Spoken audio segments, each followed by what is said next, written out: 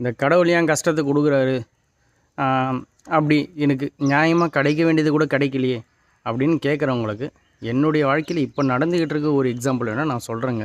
Okay, எங்கள் வீட்டுக்கு வர விருந்தாளிங்க குழந்தைங்க இருக்குதுன்னு சொல்லி ஸ்வீட் வாங்கிட்டு வருவாங்க.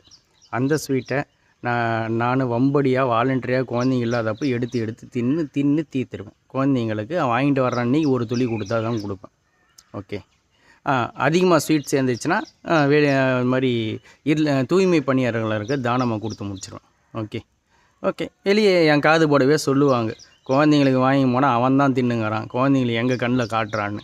தப்பில்லை.